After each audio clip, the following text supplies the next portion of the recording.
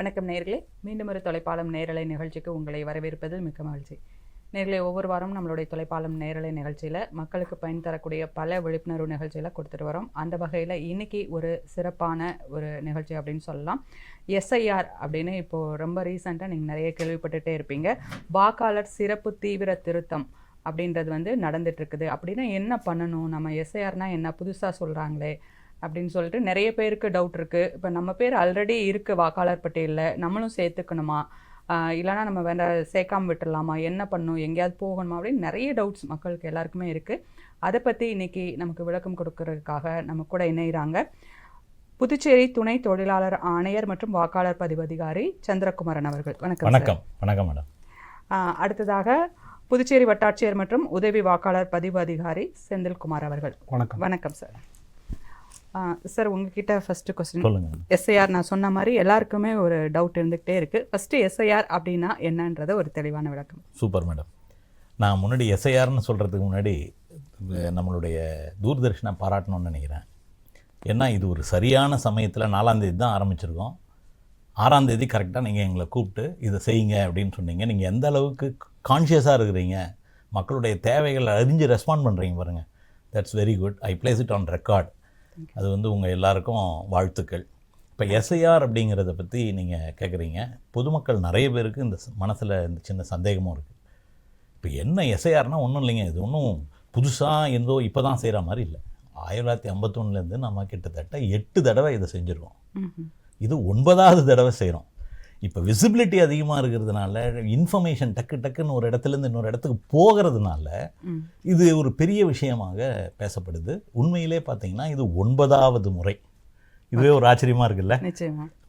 பார்த்தீங்கன்னா கடைசியாக நம்ம இந்திய அளவில் 2002, 2003, 2004 இந்த பீரியடில் பல்வேறு ஸ்டேஜஸில் அக்ராஸ் இந்தியா பண்ணியிருக்காங்க. ஓகே. பாண்டிச்சேரின்னு எடுத்துக்கிட்டிங்கன்னா நம்ம 2002 ஸ்பெஷல் இன்டென்சிவ் ரிவிஷன் செஞ்சுருக்கோம். கிட்டத்தட்ட 21 வருஷம் ஆகுது. அதுக்கப்புறம் இப்போ பண்ணுறோம்.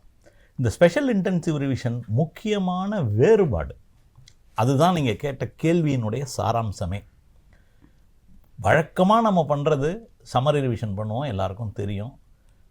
ஃபார்ம் 6, 7, 8 சேர்த்தல், நீக்குதல், வெளியிலிருந்து மைக்ரேட் ஆகி உள்ளே வர்றவங்க ஃபிசிக்கலி ஹேண்டிகேப்ட் மார்க் பண்ணுறது, பிடபிள்யூடி மார்க் பண்ணுறது, இந்த மாதிரி கார்டு தொலைஞ்சு போச்சுன்னா புதுசாக வாங்குறது, இந்த மாதிரி விஷயங்கள் நம்ம வழக்கமாக செஞ்சுக்கிட்டே இருந்தோம்.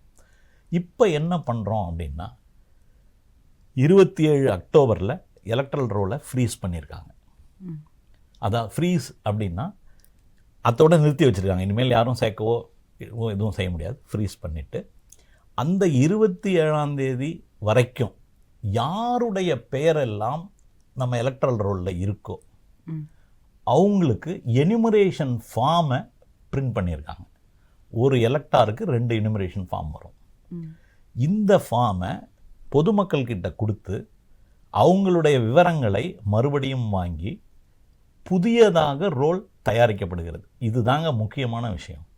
எல்லாரும் ஏற்கனவே என் பேர் இருக்கே அப்படின்னு தயவு செஞ்சு கேர்லெஸ்ஸாக இருக்காதீங்க. இது முக்கியமான விஷயம். நீங்கள் இந்த படத்தில் சொல்லுவாங்கல்ல, எல்லாத்தையும் அடிச்சுட்டு புதுசாக கோடு போடுறா அப்படி, அந்த மாதிரி எல்லாத்தையும் அழிச்சிட்டு புதுசாக நாம் ஆரம்பிக்கிறோம். அதுக்கு பேஸ் எதுன்னு கேட்டிங்கன்னா இப்போ இருக்கிற எலக்ட்ரல் ரோல். இதில் யார் யார் பேரெல்லாம் இருக்கோ அவங்களுக்கெல்லாம் இந்த எனுமரேஷன் ஃபார்ம் கிடைக்கும். இதை வச்சு அவங்க புதியதாக ஒரு ரோல் செய்கிறோம். ஏன் இந்த நெசசிட்டி வருதுன்னு ஒரு கேள்வி வரும். ஏற்கனவே தான் இருக்கே. இப்போ உங்களுக்கே தெரியும், வாக்காளர்கள் மைக்ரேட் ஆகி போகிறாங்க, ஒரு இடத்துலேருந்து இன்னொரு இடத்துக்கு புலம்பெயர்றாங்க, அவங்களுடைய இடத்த விட்டுட்டு போகிறது, புதியதாக வாக்காளர்கள் சேர்க்கறது, அப்புறம் பொலிட்டிக்கல் பார்ட்டி சம்டைம்ஸ் கேட்குறாங்க. எலெக்ஷன் நடக்கும்போதும் எலெக்ஷன் கமிஷன் நினச்சதுன்னா அதை ஆர்டர் பண்ணுறாங்க. அதனால் இந்த தடவை இன்டென்சிவாக செய்கிறாங்க. அதனால தான் இது ஸ்பெஷல் இன்டென்சிவ் ரிவிஷன். நம்ம இதுக்கு முன்னாடி பண்ணதெல்லாம் சம்மரி ரிவிஷன். இதுதான் வித்தியாசம்.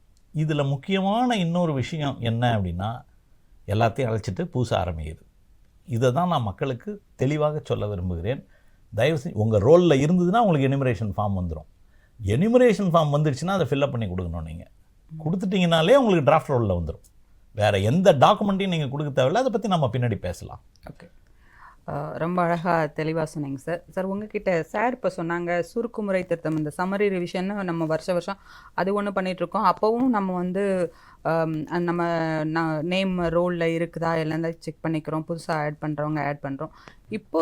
இப்போ எஸ்ஐஆருக்கு என்ன பெரிய வித்தியாசம் இருக்குது சார்? அந்த வேறுபாடை சொல்லாங்க மேடம். கடந்த முறை சுருக்குமுறை, அதாவது சம்மரி ரிவிஷனில் ஃபார்ம் 6 பெயர் சேர்த்தல் எலிஜிபிள் ஓட்டர்ஸ் புது ஓக்காளர் சேர்க்கறது, ஃபார்ம் 7 இறந்தவங்க பேரை அதிலிருந்து நீக்கிறது, ஃபார்ம் 8 ஒரு தொகுதியிலிருந்து மற்ற தொகுதிக்கு வர்றது, ஃபோட்டோ மிஸ்மேட்ச் இல்லை ஃபோட்டோ மாற்றுறது, அட்ரஸ் கரெக்ஷன், இதுக்காக ஃபார்ம் 8. இதுதான் போன தடவை பண்ணிட்டு இருந்தோம். ஆனால் இந்த தடவை அப்படி கிடையாது மேடம். இந்த ரோலையும் நம்ம புதுசாக ப்ரிப்பேர் பண்ணுறோம். அதாவது அழிச்சிட்டு ஃபர்ஸ்ட்லேருந்து திரும்ப பண்ணுறோம். அதே தான் ரோல் புதுசாக ப்ரிப்பேர் பண்ணுறதால எல்லாருமே அந்த எனுமரேஷன் ஃபார்மை கொடுக்க வேண்டிய கட்டாயத்தில் இருக்கிறோம். கண்டிப்பாக அது கொடுத்தா மட்டும்தான் உங்கள் ரோலில் டிராஃப்ட் எலக்ட்ரல் ரோலில் உங்கள் பேர் இருக்கும்.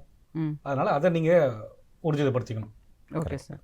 சார் இப்போது இதோட ப்ராசஸ் என்ன சார், எப்படி இருக்கும் அந்த எஸ்ஐஆர் அப்படின்றது ப்ராசஸ் எப்படி இருக்குன்றத பற்றி சார்? வெரி குட், ஒரு நல்ல கேள்வி கேட்டிருக்கீங்க மேடம். இது என்ன அப்படின்னா, முதல்ல இந்தியாவினுடைய இன்னொரு மாநிலத்தில் இதை முதல்ல செஞ்சாங்க. அதனோட எக்ஸ்பீரியன்ஸ் நமக்கு ஏன்னா இப்போ வந்து சினாரியோ ஹஸ் சேஞ்சுட்டு இல்லையா. இப்போ நிறைய சோஷியல் மீடியா விசிபிலிட்டி இருக்குது, மக்களுடைய அக்சஸ் இன்ஃபர்மேஷன், அவங்களுடைய நாலெட்ஜும் நல்லா இருக்குது. இதுக்கு முன்னாடி இருந்ததை பார்க்கும்போது இப்போ நம்ம நிறைய அளவில் முன்னேறி இருக்கோம்.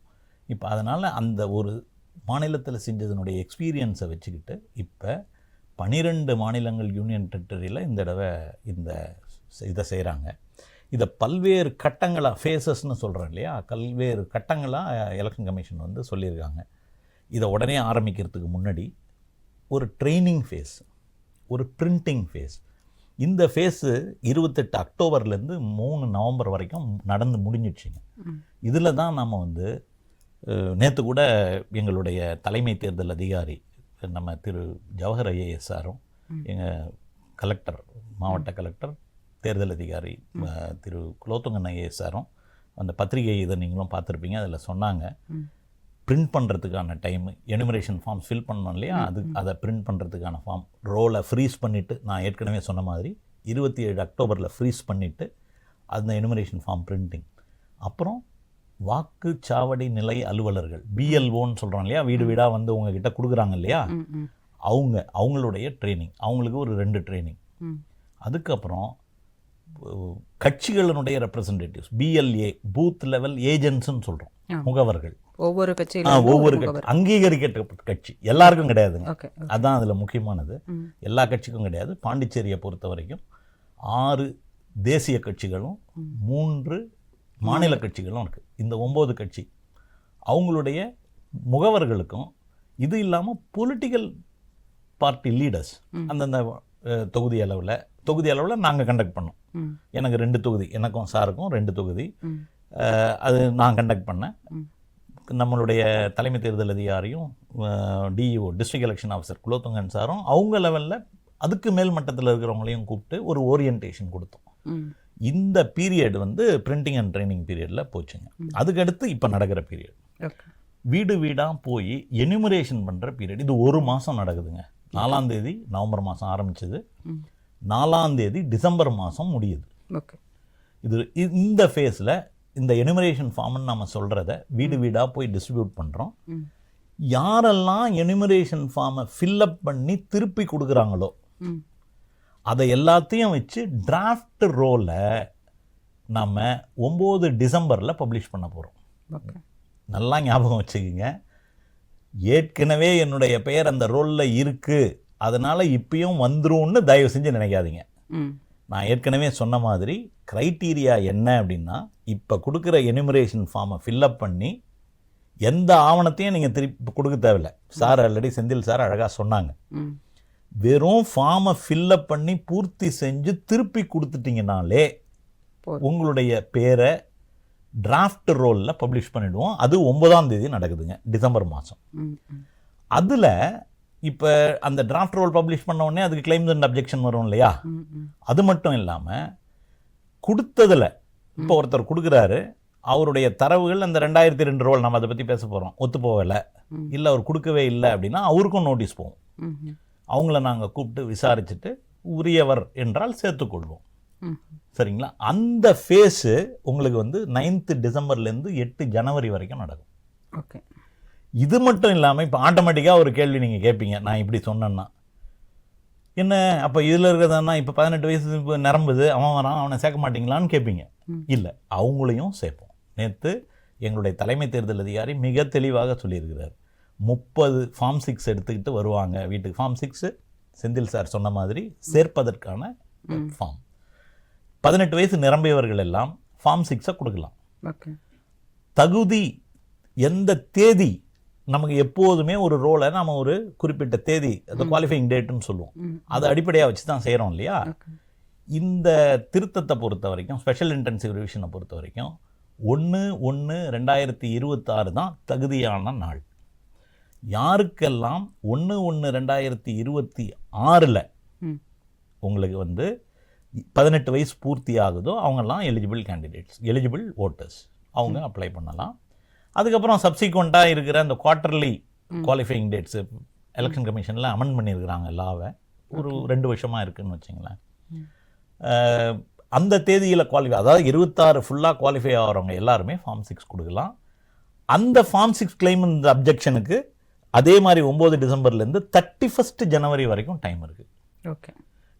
அதனால் மக்கள் என்ன சொல்கிறோன்னா, இவ்வளோ டைம் வந்து எலெக்ஷன் கமிஷன் கொடுக்கறதுக்கு காரணம், தகுதியான நபர்கள் யாரும் லிஸ்ட்டிலேருந்து வெளியே போயிடக்கூடாது.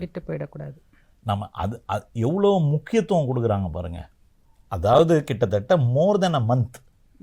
இதில் ஒரு 9 டிசம்பரில் ஆரம்பித்து 31 ஜனவரிக்கும் நீங்கள் கொடுக்கலாம். ஸோ இந்த தொலைப்பாள நிகழ்ச்சி மூலயமா நான் நேயர்களை கேட்டுக்கிறது என்னென்னா, தயவு செஞ்சு இந்த ஆப்பர்ச்சுனிட்டியை யூட்டிலைஸ் பண்ணுங்கள். இவ்வளோ நாள் கொடுத்துருக்குறாங்க, நீங்கள் ஃபார்ம்ஸை கரெக்டாக ஃபில்அப் பண்ணி கொடுத்தீங்கன்னா கண்டிப்பாக உங்களுடைய பெயர் வாக்காளர் பட்டியலில் இடம்பெறும். அதுக்கப்புறம் இதெல்லாம் கிளைம்ஸ் அண்ட் அப்ஜெக்ஷன் நோட்டீஸஸு, டிராஃப்ட் ரோலில் வர அப்ஜெக்ஷன்ஸ்லாம் கிளியர் பண்ணிவிட்டு ஃபைனலாக 7th February 2026, 7 February 2026 நாம் பப்ளிகேஷனாக ஃபைனல் ரோல் அப்போ தான் பண்ண போகிறோம். வழக்கமாக நீங்கள் கேட்பீங்க, வழக்கமாக இது எப்போ நடக்கும் அப்படின்னா ஜனவரி மாதத்துலேயே நடந்துடும். ஜனவரி மாதத்துலேயே நம்ம அந்த ஓட்டர்ஸ் டே வருது இல்லைங்களா, அந்த 25th ஜனவரி அன்னைக்கு பப்ளிஷ் பண்ணுவோம். இந்த தடவை நம்ம அப்போ பண்ணுறோம். இதுக்கும் டைம் கொஞ்சம் எக்ஸ்ட்ரா கொடுத்துருக்காங்க. ஏன் இதெல்லாம் கொடுக்குறாங்க அப்படின்னா, எலிஜிபிளான வாக்காளர் விடுபட்டுடக்கூடாது. அவனுக்கு மக்களுக்கு சஃபிஷியண்ட்டான டைம் கொடுக்குறோம். எலெக்ஷன் கமிஷன் கொடுக்குது, நான் கொடுக்கல, எலெக்ஷன் கமிஷன். இதுதான் அந்த நீங்கள் கேட்ட ஃபேஸ். இத்தனை ஃபேஸ் இருக்குது. இப்போ நாம் ஹவுஸ் டு ஹவுஸ் எனிமரேஷன் ஃபேஸில் இருக்கும். ஓகே சார், கிட்ட இந்த ஹவுஸ் டு ஹவுஸ் எனிமரேஷன் அப்படின்னு சொல்கிறாங்களே, அப்படின்னா என்ன பண்ணணும்? இப்போ வந்து நம்ம ஏதாவது ஒரு ஆஃபீஸில் போயிட்டு நம்ம போய் ஃபார்ம் ஏதாவது ஃபில் பண்ணி கொடுக்கணுமா? இல்லை வந்து நீங்கள் சொன்னீங்களா பிஎல்ஓஸ் வந்து வீட்டுக்கு வருவாங்கன்னு சொல்கிறாங்க, என்ன பண்ணணுன்றது சொல்லுங்கள் சார். மேம், 2025 வாக்காளர் பட்டியலில் உங்கள் பேர் இருந்ததுன்னா ஆல்ரெடி உங்களுடைய எனிமரேஷன் ஃபார்ம் பிரிண்ட் ஆகிருக்கும். வாக்குச்சாவடி நிலை அலுவலர்கள், பூத் லெவல் ஆஃபீஸர் உங்கள் வீடாக கடைசி 2 நாளில் இன்றைக்கும் நாளைக்குமே உங்கள் வீடாக வந்து அந்த ஃபார்மை கொடுப்பாங்க.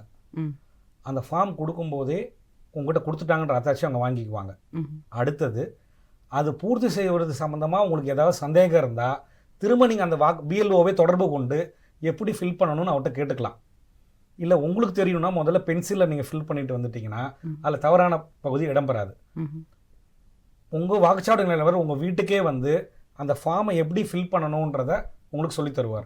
ஓகே. ஸோ அந்த ஃபார்ம் கொடுக்கும்போதே அதில் பிரிண்ட் ஆகிருக்கும், பூத் லெவல் ஆஃபீஸரோட பேர், அவரோட செல் நம்பர் அதில் பிரிண்ட் ஆகிருக்கும். ஸோ தாராளமாக நீங்கள் அவரை எந்த நேரம் வேணால் தொடர்பு கொண்டு இந்த ஃபார்மை எப்படி ஃபில் பண்ணணும் அப்படின்னு அவர்கிட்ட கேட்டுக்கிட்டிங்கன்னா போகிறோம், அவர் உங்களுக்கு ஃபில் பண்ணி தருவார். நாளைக்குள்ள அனைத்து வீடுகளுக்கும் அனைத்து வாக்காளர்களுக்கும் அந்த எனுமரேஷன் ஃபார்ம் போய் சேர்ந்துடும் மேடம். Okay sir. சார், இப்போ இந்த எனுமரேஷன் ஃபார்ம் அப்படின்னு சொல்லிட்டு இருக்கீங்க, கணக்கெடுப்பு படிவம் சொல்லிட்டு இருக்கீங்க. அது வந்து இருந்தால் அது எப்படி இருக்கும்? அதில் வந்து ஆல்ரெடி பிரிண்டட் வேறு சொல்கிறீங்க, அதில் இன்னும் நம்ம என்ன பிரிண்ட் பண்ண வேண்டியது அதை கொஞ்சம் எக்ஸ்பிளைன் பண்ண முடியுமா சார்? அதை காட்டி. இப்போ இந்த கால அட்டவணை நான் உங்களுக்கு காமிச்சிருக்கேன். சார் சொன்ன மாதிரி அந்த கால அட்டவணை அதாவது இப்போ நம்ம வீட்டுக்கு வீடு போகிறது 4 டிசம்பர்லேருந்து 4 நவம்பர்லேருந்து 4 டிசம்பர். ஓகே. இந்த வரைவு வாக்காளர் பட்டியல் வந்து 9 டிசம்பர் அன்னைக்கு வெளியிடுறாங்க. அதுக்கப்புறம் அதில் அந்த வாக்காளர் பட்டியலில் உங்கள் பேர் இல்லைன்னா நீங்கள் வந்து உரிய ஆதாரங்களுடன் பிஎல்ஓட்ட கொடுத்தீங்கன்னா அது எங்கிட்ட சேர்ந்துடும். அது பற்றின என்கொயரி 9 டிசம்பர்லேருந்து 31 ஜனவரிக்குள்ளே நடக்கும். இறுதி வாக்காளர் பட்டியல் தான் 7 பிப்ரவரி வெளியே வரும். ஓகே, சரிங்களா? இப்போது இது வந்து கால அட்டவணை இதுக்கு. இப்போ அந்த ஃபார்ம் எப்படி ஃபில்அப் பண்ணுறதுன்னு கேட்டிங்க இல்லைங்களா? ஆமாம். அந்த ஃபார்ம் ஃபஸ்ட்டு எப்படி இருக்கும்னு எங்களுக்கு தெரிஞ்சதுன்னா கொஞ்சம் ஈஸியாக இருக்கும் இல்லையா வரும்போது? ரொம்ப அழகாக சார் சொல்லிட்டு வராங்க.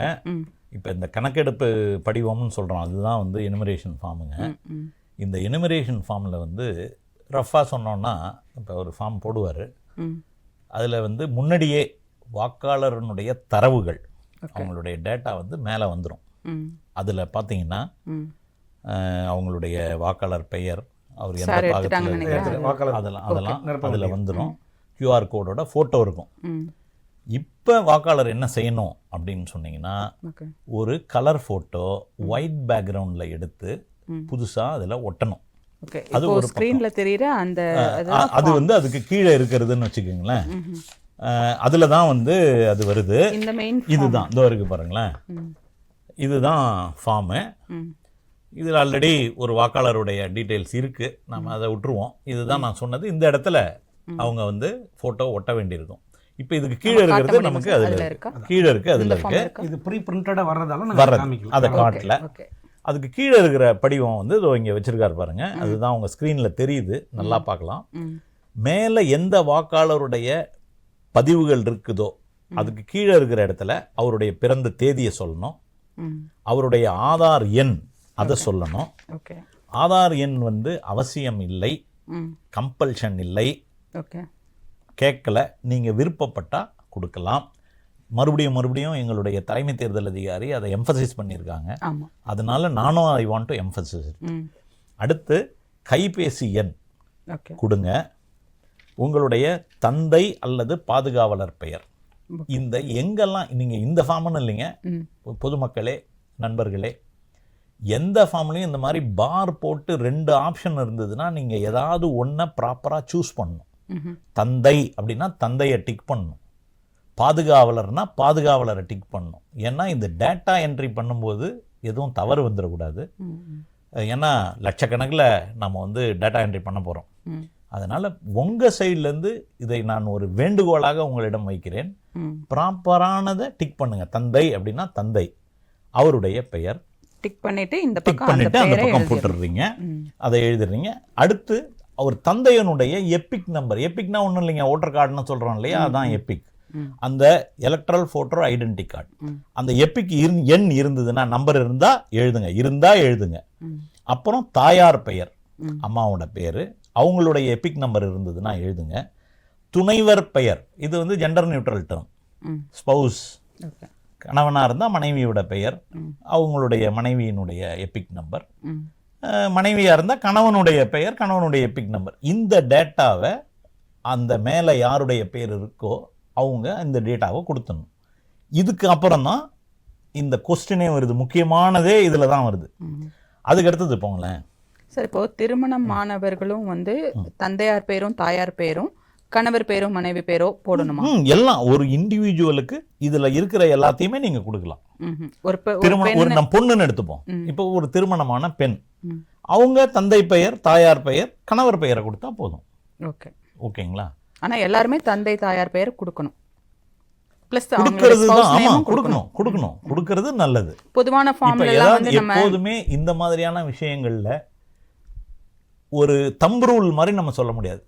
கணவனால் கைவிடப்பட்டவர் இருப்பாங்க, அவங்க வந்து சுத்தமாக கணவர் பெயரே அவங்களுடைய பெயரே எல்லாத்துலேயும் கொடுத்துன்னு வந்திருப்பாங்க. அவங்க கிட்ட நீங்கள் எதை கம்பல்சரியாக கேட்கவும் முடியாது. முடிஞ்ச வரைக்கும் மெஜாரிட்டி எல்லாத்தையும் கொடுங்க. ஏதாவது உங்களுக்கு சந்தேகம் இருந்தால் நாங்கள் இருக்கிறோம், எங்ககிட்ட வாங்க. We are there to help people. உங்களுக்கு உதவி செய்கிறதுக்கு தான் வாக்காளர் பதிவு அதிகாரி, உதவி வாக்காளர் பதிவு அதிகாரி, எங்ககிட்ட இருக்கிற சூப்பர்வைசர்ஸ், டெப்டி தாசில்தார் எலெக்ஷன்ஸ் இருக்கிறாங்க, எங்ககிட்ட ஒரு டீம் இருக்குது. இது இல்லாமல் பிஎல்ஓஸ் இருக்காங்க. நாங்களாம் உங்களுக்கு உதவி செய்யறதுக்கு தான் இருக்கோம். எப்போ வேணாலும் வாங்க, சந்தேகம் இருந்தால் கேளுங்க, வீல் கிளாரிஃபை. இதில் இப்போ நீங்கள் சொன்னீங்களே சார், தாயார் தந்தையார் கணவரோ இல்லை மனைவியோ, அவங்கள யாராவது ஒருத்தர் இல்லை அப்படின்னாக்கா அவங்க பேர் அங்கே கொண்டு வரணுமா? பேரை கொடுக்கறது நல்லது. அவங்க இருக்கிறாங்களா இல்லையான்னு கேட்கல, அவங்களுடைய பேர், தந்தை பெயர். இப்போ ஒரு ரிலேஷன்ஷிப்பை கண்டிப்பாக நீங்கள் சந்திரகுமரன் அப்படின்னா சன்னா சுந்தரமூர்த்தி ஆட்டோமேட்டிக்காக பின்னாடியே வருது இல்லைங்க. எங்கள் அப்பா இல்லை, பட் அவங்க இல்லாதப்போ அவங்க எபிக் கார்டு வந்து இன்வாலிட் ஆயிருக்கும். அப்போ அது நம்பர் நான் ஏற்கனவே சொன்னேன், எபிக் இருந்தால் கொடுங்க, இருந்தால் கொடுங்க, இல்லைன்னா விடுங்க. இல்லை அவர் இறந்து போயிட்டாருன்னு நான் டிக்ளேர் பண்ணி எடுத்து என் அப்பா பேரை எடுத்துட்டேன்னா கண்டிப்பாக அவருடைய எபிக் இருக்காது. அதனால தான் இருந்தால்னு சொல்கிறாங்க. சரிங்களா? பக்கத்தில் இருக்கிற ஃபார்ம், அதுக்கு அடுத்து அதுக்கு கீழே இருக்கிறது 2 ஃபார்ம் இருக்கு, 2 காலம் இருக்கு. பார்த்தீங்களா? கொஞ்சம் கவனமாக பாருங்கள் தோழர்களே, நண்பர்களே. இதுதான் முக்கியமான விஷயம். இதில் தான் நிறைய பேர் எங்ககிட்ட இந்த 4ஆம் தேதியிலேருந்து எப்போ கொடுக்க ஆரம்பித்தோமோ அப்போயிலேருந்து நிறைய பேர் கேட்குற விஷயம் இதுதான். இதில் நம்ம முக்கியமாக தெரிஞ்சுக்க வேண்டியது, புதுச்சேரியை பொறுத்த வரைக்கும், ஏன்னா இது தூர்தர்ஷன் எல்லா இடத்துக்கும் போவோம், தமிழ்நாட்டில் இருக்கிறவங்கள பற்றி நான் பேசலை. புதுச்சேரியை பொறுத்த வரைக்கும் 2002 ரோல். ஏன்னா நான் ஏற்கனவே உங்களுக்கு பேசும்போது சொன்னேன், 2002, 2003, 2004 across India special intensive revision நடந்திருக்கு. பாண்டிச்சேரியில் நடந்தது 2002. யாருடைய பெயர் 2002 ரோலில் இருக்கோ அவங்க இந்த பக்கத்தில் ஏதோ இருக்கு பாருங்க, ஃபர்ஸ்ட், அதாவது முந்தைய தீவிர திருத்தத்தின் வாக்காளர் பட்டியலில் உள்ள வாக்காளர் விவரம்னு இருக்கு இல்லைங்களா, லெஃப்ட் சைடில் இருக்கு. அந்த டீட்டெயிலை ஃபில்அப் பண்ணணும். அதில் 2002 ரோலில் இருக்கிற டீட்டெயில்ஸை கொடுக்கணும். இப்போ உதாரணத்தை சொல்லி உங்களுக்கு சொன்னால் புரியும்னு நினைக்கிறேன். இப்போ நான் பாண்டிச்சேரி, நான் பிறந்து வளர்ந்தது எல்லாமே பாண்டிச்சேரி தான். நேற்று எங்களுடைய தலைமை தேர்தல் அதிகாரி கூட காரைக்காலில் ஒரு பேர் இருக்கிறதா சொன்னாங்க, சந்தோஷமாக இருந்தது. இப்போ என்னை பொறுத்த வரைக்கும் நான் வில்லியனூர். இப்போ இதில் நான் என்ன பண்ணுவேன், வாக்காளர் பெயர் என்னுடைய பெயர், என்னுடைய எபிக் நம்பர், உறவினர் பெயரில் எங்கள் அப்பா பேர் இருக்குது அதில், அது என்னுடைய உறவு முறை என்ன, தந்தை, மாவட்டம் புதுச்சேரி, மாநிலம் புதுச்சேரி, சட்டமன்ற தொகுதி பெயர் வில்லியனூர், அந்த சட்டமன்ற தொகுதிக்கான எண், அது என்ன நம்பர் இருக்கோ அது. இப்போ உதாரணமாக கதிர்காமம்னா நம்பர் 7, இந்திரா நகர்னா நம்பர் 8, அந்த மாதிரி அந்த டைமில் வில்லியனூருக்கு ஒரு நம்பர் இருந்திருக்கு. அந்த நம்பர், எந்த பார்ட்டில் இருந்தேன் அப்படின்ற நம்பர், இந்த வரிசை எண், இது உங்களுக்கு எங்கேருந்து கிடைக்கும்ன்றது தான் கேள்வி. இதுதான் நிறைய பேர் கேட்குறாங்க. இது 2002 ரோல எலெக்ஷன் கமிஷன் ஆஃப் இந்தியா யார் வேண்டுமானாலும் பார்க்கும்படியான வழிவகைகளை செய்து வைத்திருக்கிறார்கள். நீங்கள் 2 வகையில் இதை தெரிஞ்சிக்க முடியும். முதல்ல நான் சொல்ல வர்றது, இந்த மேப்பிங் எக்ஸசைஸை டேபிள் டாப்பில் நாங்கள் முன்னாடியே பண்ணிட்டோம். அந்த ப்ரிப்பரேஷன் ஒர்க்குன்னு சொன்னேன் இல்லைங்களா, அந்த ஃபேஸ்லேயே அதை பண்ணிட்டோம். கிட்டத்தட்ட 40-45% மேப் பண்ணி வச்சுருக்கோம், எங்ககிட்டயே இருக்குது. யாருக்கெல்லாம் அந்த மாதிரி மேப் பண்ணியிருக்கோமோ அந்த டேட்டா பிஎல்ஓ கிட்டேயே இருக்குது. அவங்க வந்து அந்த 40%, 50% மக்களுக்கு இதை கொடுத்து உதவுவார்கள். இதை நான் என்ன சொல்கிறேன்னா, இதை பார்க்கிற படித்த பட்டதாரிகள், படித்து கொண்டிருக்கிற college students, NSS volunteers, NCC students, இன்ன பிற என்ஜிஓஸ், உங்களுக்காக இதை சொல்கிறேன். இதை நீங்கள் மக்கள்கிட்ட கொண்டு போய் சேர்க்க வேண்டியது, இந்த தொலைப்பாலத்தினுடைய பர்பஸே தான். செய்ய வேண்டியது நீங்கள் இதை எப்படி கண்டுபிடிக்கலாம், இதை எப்படி தெரிஞ்சுக்கலாம் அப்படின்னு சொன்னால், voters.eci.gov.in அப்படின்னு போட்டிங்கன்னா எலெக்ஷன் கமிஷனுடைய வெப்சைட்டுக்கு போயிடும். அந்த வெப்சைட்டை ஓப்பன் பண்ணிங்கன்னா வலது பக்கம் கார்னரில் எஸ்ஐஆர் டேட் ரோல் அப்படின்னு இருக்கும். ஸ்டேட்டுன்றதை நீங்கள் செலக்ட் பண்ணணும். அதில் நான் ஏற்கனவே சொன்னேன், பல காலகட்டத்தில் 2002, 2003, 2004 நடந்திருக்கு. ஸ்டேட்டை செலக்ட் பண்ணிங்கன்னா, அதில் பாண்டிச்சேரியை செலக்ட் பண்ணிங்கனாலும் அந்த 2002 ரோலுக்கு நீங்கள் போவீங்க. அப்படி இல்லை அங்கே போய் வர வேணாம்னு நினச்சிங்கன்னா, இருக்கவே இருக்குது Pondicherry CEO Puducherry website. Chief educational ஆஃபீஸரில் சீஃப் எலக்ட்ரல் ஆஃபீஸர் அவருடைய வெப்சைட் இருக்குது, சிஇஓ புதுச்சேரி. அந்த வெப்சைட்டுக்கு போனீங்கன்னா அதுலேயும் இந்த ரோல் இருக்குது. நீங்கள் அதில் உங்களுடைய பெயரை இருந்ததுன்னா நீங்கள் எடுக்க வேண்டியது தான். அது ரொம்ப சுலபமாக எடுத்துடலாம். ஏன்னா யாருக்குமே பார்ட் நம்பர்லாம் தெரியாது. ஈஸியாக இதை எப்படி ஐடென்டிஃபை பண்ணுவீங்க? 2002 நீங்கள் இங்கே எந்த தொகுதியில் இருந்தீங்க, தொகுதி உங்களுக்கு கண்டிப்பாக தெரியும். எந்த இடத்துல ஓட்டு போட்டீங்க அது தெரியும். பூத் நம்பர்லாம் உங்களுக்கு தெரியாது. எந்த இடத்துல விவேகானந்தா ஸ்கூலில் போட்டாங்க வில்லியனூரில் அப்படின்னா விவேகானந்தா ஸ்கூல் பூத்து எடுத்தீங்கன்னா அதில் உங்களுடைய இடம் இருக்கும். அட்ரஸை வச்சு நீங்கள் போயிட்டீங்கன்னா எப்போதுமே வாக்காளர் பட்டியல் வந்து ஹவுஸ் நம்பரை வச்சு தான் அரேஞ்ச் பண்ணியிருப்பாங்க.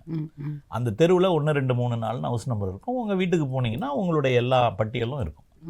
இப்போ நான் வந்து என்னதை எடுத்து பார்த்தேன் இது வந்ததுக்கு அப்புறம். ஆரணி வீதியில் என்னுடைய வீடு பழைய பூர்வீக வீடு. அங்கே போனால் செத்து போன எங்கள் அப்பா, அம்மா, பெரியம்மா, பெரியப்பா எல்லாருடைய பேரும் 2002 இருந்திருக்கு. அதை நான் ஒரு படிவம் எடுத்து வைத்துக்கொண்டேன். இந்த மாதிரி படித்தவங்கெல்லாம் நீங்கள் வந்து இதை வந்து மற்றவங்களுக்கு சொல்லணும். இப்படி கண்டுபிடிச்சிங்கன்னா 2002 உங்களுக்கு ரோல் டீட்டெயில்ஸ் கிடைச்சிடும். அதில் இருக்கிறது எல்லாமே, இந்த டேட்டா எல்லாம் அந்த 2002 ரோலில் இருக்குது. அதை நீங்கள் அப்படியே இதில் ஃபில்லப் பண்ண வேண்டியது தான். நான் ஏற்கனவே சொன்ன மாதிரி கிட்டத்தட்ட 40% 50% ஆட்களுக்கு நாங்களே டேபிள் டாப்பில் கண்டுபிடிச்சி வச்சுருக்கோம். இப்போ ஃபீல்டுக்கு அதுக்கு தான் இந்த 1 மாதம் சமயம் கொடுத்துருக்காங்க பாருங்கள். அந்த சமயத்தில் இவங்க வரும்பொழுது நீங்கள் இன்னும் தரவுகளை இவங்ககிட்ட சொன்னீங்கன்னா, என்னுடைய நண்பர் உதவி வாக்காளர் பதிவு அதிகாரி செந்தில் சொன்ன மாதிரி பிஎல்ஓஸ் வில் ஹெல்ப். அதை எப்படி செய்யணும் அப்படின்றத அவங்க சொல்லிக் கொடுப்பாங்க. தயவு செஞ்சு உங்கள் வீட்டில் படித்தவங்க இருந்தாங்கன்னா அவங்கக்கிட்ட சொல்லி மற்றவங்களுக்கு உதவி செய்ய சொல்லுங்கள். இது வந்து ஒரு நேஷ்னல் டாஸ்க்கு. ஒரு டெமோக்ரஸி வின் பண்ணுது. நம்ம வந்து எப்படி இருக்கிறோம் பாருங்கள். ஒரு மிகப்பெரிய ஜனநாயக நாடு. ஒரு பவர் டிரான்சிஷன் இங்கே ஈஸியாக நடக்குது. எந்த பிரச்சனையும் இல்லாமல் எல்லாமே ஒவ்வொரு தேர்தலையும் நம்ம நடத்தின்னு இருக்கோம். இதெல்லாம் காரணம் என்னென்னா ஜனநாயகம். அந்த ஜனநாயகம் வாழ்வது எலக்ட்ரல் ரோல்லையும் வாக்காளர் கைகள்லையும் இருக்குது. எலக்ட்ரல் ரோலோட முக்கியத்துவமே அதுதான். அதனால தான் நான் ஆரம்பத்திலே சொன்னேன், இவ்வளோ நாள் இடம் கொடுக்கறதுக்கு காரணம் நார்மலாக நம்ம ஜனவரி 5ஆம் தேதியே ரோலை பப்ளிஷ் பண்ணிவிடுவோம். இப்போ வந்து பப்ளிஷ் பண்ண போகிறது February 7th. டைம் எதுக்கு கொடுக்குறாங்கன்னா, சரியான வாக்காளரை நம்ம விட்டுறக்கூடாது. அவங்களுக்கு அந்த வாக்குரிமை இருக்கணும். They should speak through their vote. அதனால தான் இதை செய்கிறாங்க. இதை நீங்கள் கண்டுபிடிச்சிருந்தாங்க. இப்போ இது உங்களுக்கு புரிஞ்சிருக்கும்னு நினைக்கிறேன். மேலே டேட்டா சந்திரகுமரன் எடுத்துக்கிட்டிங்கன்னா என்னோடய ஃபோட்டோ எல்லாம் பிரிண்ட் ஆகி வருது. நான் என்னுடைய கலர் ஃபோட்டோ ஓட்டணும். கீழே இருக்கிற டேட்டாவில் என்னுடைய டேட் ஆஃப் பர்த், கைபேசி எண், அப்பா, அம்மா, என்னுடைய துணைவி பெயர் டீட்டெயில்ஸை கொடுக்கணும். அதுக்கு கீழே என்னது 2002 இருக்குதுன்றதுனால இடதுகை பக்கத்தில் நான் காட்டின இடத்துல வில்லியனூரில் என்னுடைய 2002 ரோல் டீட்டெயில்ஸை இதில் பண்ணுறேன். இப்போ ரைட் சைடு இருக்குது, அது என்னப்பா அதை ஃபில்லப் பண்ணணுமா வேணாமா, அடுத்த கேள்வி அதான் வரும். இந்த ரைட் சைடில் நான் எதுவும் ஃபில்லப் பண்ண தேவையில்லை. ஏன்னா என்னுடைய பெயர் டைரெக்டாக 2002 ரோலில் இருக்கு. அதனால் நான் இதை மட்டும் பண்ணால் போதும். இதில் நான் கையே வைக்க தேவையில்லை. அதை ஃபில்லப் பண்ணாமல் விட்டுடலாம். அதை யார் ஃபில்லப் பண்ணணும்? அந்த ஃபார்ம் இந்த பக்கத்தில் நான் கை காட்டி காட்டுறேன். அதை யார் பண்ணணும் அப்படின்ற கேள்வி வருது. அந்த ஃபார்ம்ல வலது பக்கத்தில் யார் பண்ணணும்? இன்னொரு லைன் இருக்கு. இதை நான் மறுபடியும் காட்ட முடியுமா சார்? தியரட்டிக்கலாக சொன்னால் உங்களுக்கு புரியாது. மறுபடியும் உதாரணத்தோடவே சொல்கிறேன். இப்போ என்னுடைய மகன் 1996 பிறந்தவன். கண்டிப்பாக அவனோட பேர் 2002 ரோலில் இருக்குமா? இருக்காது. சான்ஸே இல்லை, இருக்காது. அப்போ அவன் மேலே இருக்கிற, நான் ஏற்கனவே சொன்ன மாதிரி அவனுடைய பேர், ஃபோட்டோ, QR கோடெல்லாம் ப்ரீப்ரிண்ட் ஆகி வந்துடும். அதுக்கு கீழே அவனுடைய பிறந்த தேதி, அந்த டீட்டெயில்ஸ் எல்லாம், கைபேசி எண்ணெலாம் அவன் கொடுக்கணும். கீழே அவன் பேர் 2002 ரோலில் இல்லாதனால நம்ம ஏற்கனவே பார்த்ததை அவன் ஃபில்லப் பண்ண முடியாது, கூடாது. அவன் என்ன பண்ணணும்? ரைட் சைடில் இருக்கிற காலத்தை ஃபில்லப் பண்ணணும். அதை எதெல்லாம் கணக்கில் எடுத்துக்கிறாங்க அப்படின்னா ப்ரோஜெனின்னு சொல்கிறோம். அந்த ப்ரோஜெனி என்ன அப்படின்னா அப்பா, அம்மா, அப்பா வழி தாத்தா பாட்டி, அம்மா வழி தாத்தா பாட்டி. இந்த 6 பேரில் யாருடைய பெயராவது 2002 ரோலில் இருந்ததுன்னா அந்த பதிவை அவன் இங்கே செய்யணும். இப்போ என் மகனை பொறுத்த வரைக்கும் என்னுடைய பெயரே இருக்கு. என்னுடைய மனைவியும் புதுச்சேரி தான், சாரம் பகுதியை சார்ந்தவர்கள். என் பேரே இருக்குதுன்றதுனால அவன் இதில் போடலாம். அவன் இங்கே என்ன பண்ணுவான் பாருங்க, முந்தைய தீவிர திருத்தத்தின் வாக்காளர் பட்டியலில் உள்ள வாக்காளரின் உறவினர் பெயர். என் பையனோட உறவினர் யார்? நான். பெயர், என்னோட பேரு, அதுல இருக்கிற என்னோட எபிக் நம்பர், இந்த உறவினர் பெயர் என் அப்பா பேரு, அதுக்கு கீழே உறவு முறை சொல்லும்போது அதுல இருக்கிற நம்பர் 2002 ரோல்ல நீங்க ரோலை எடுத்தீங்கன்னா அதுலயே எபிக் நம்பர் இருக்கும். இருந்ததுன்னா போடுங்க. ஏன் அப்படி இதை சொல்றேன் அப்படின்னு சொன்னா, நான் பாண்டிச்சேரியை விட்டு பேசிக்கிட்டு இருக்கிறேன். இங்கு தமிழ்நாட்டில இருந்து வந்தவங்க இருக்கலாம், வெளியூர்களில் இருந்து வந்தவங்க இருக்கலாம். பாண்டிச்சேரி தான் one of the first states UTs to achieve 100% EPIC. அதை வந்து நம்ம முன்னாடியே மற்ற மாநிலங்களுக்கு முன்னதாகவே நம்ம அச்சீவ் பண்ணிட்டோம். அதனால இது வெளியூரா இருந்தா அவங்களுக்கு வந்து அந்த எபிக் இருக்காது. இல்லைன்னா அது டோன்ட் வரி, அதை போடாதீங்க. இருந்ததுன்னா கண்டிப்பா எபிக் நம்பரை கொடுங்க. அதுக்கப்புறம் உறவினர் பெயர், உறவு முறை, மாவட்டம், மாநிலம், சட்டமன்ற தொகுதி, சட்டமன்ற தொகுதி எண், பாகம் எண், வரிசை எண், நான் ஏற்கனவே சொன்ன விஷயம். இப்ப இருக்கிற எல்லா விஷயமே இதுல இந்த பக்கத்துல இருக்கிறது தான். இந்த சைட்ல ஃபில்அப் பண்ண என் பையன். இப்போ நான் நேயர்களுக்கும் இங்கே இருக்கிறவங்களுக்கும் எதிரில் இருக்கிறவங்களுக்கும் இது புரிஞ்சிருக்கும்னு நினைக்கிறேன். Very simple.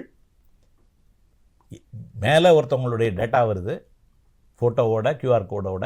அவங்க அதில் கீழே அவங்களுடைய பிறந்த பதிவு, பிறந்த தேதி போன்ற விவரங்களை கொடுக்குறாங்க. 2002 அவங்க பேரே இருந்ததுன்னா கீழே இருக்கிற இடதுகை பக்கத்தில் இருக்கிறத ஃபில்அப் பண்ணணும். அவங்க இல்லைன்னா அவங்க உறவினர், எல்லா உறவினரும் கிடையாது. நான் சொன்ன அப்பா, அம்மா, அப்பா வழி தாத்தா பாட்டி, அம்மா வழி தாத்தா பாட்டி. தயவு செய்து நேயர்களே, கணவர் இதில் வரவில்லை என்பதை நீங்கள் புரிந்து கொள்ள வேண்டும். கணவர் இப்போ நான் இது முதல்ல புரிஞ்சிடுச்சுன்னு நினைக்கிறேன் உங்களுக்கு. இதில் ஏதாவது இங்கே இருக்கிற உங்களுக்கு ஏதாவது சந்தேகம் இருக்கா? எதுவும் இல்லைல்ல? இல்லை. இதை முடிச்சிட்டோம் அப்படின்னு சொன்னால் அவங்க கீழே இருக்கிற விஷயங்களை படித்து பார்த்து சொன்ன வாக்காளராகிய நான், என் குடும்பத்தார், அதை போட்டு கையெழுத்து போட்டு கொடுத்துட்டா போதும். இதை என்னுடைய நண்பர் சொன்ன மாதிரி இந்த ஃபார்மு 2 காப்பியில் வருது. 2 காப்பியும் ஃபில்அப் பண்ணி ஒரு காப்பியை BLO கையில் கொடுத்துட்டு BLO கிட்டேருந்து கையெழுத்து வாங்கி இன்னொரு காப்பியை நீங்கள் பத்திரமா வச்சுக்குங்க. உங்களுடைய சேஃப்டிக்கு ஒரு ரெக்கார்டாக பத்திரமா வச்சுக்குங்க. வேற எந்த ஆவணத்தையும் நீங்கள் இந்த எனுமரேஷன் ஃபார்ம் கூட கொடுக்க வேண்டிய அவசியம் இல்லை. ஓகே சார், எனக்கு இதில் இன்னொரு டவுட் இருக்கு. அதுக்கு முன்னாடி நம்ம ஒரு இடைவேளைக்கு பிறகு திரும்ப கேட்கலாம். நேரில் ஒரு சிறிய விளம்பர இடைவேளைக்கு பிறகு சந்திப்போம்.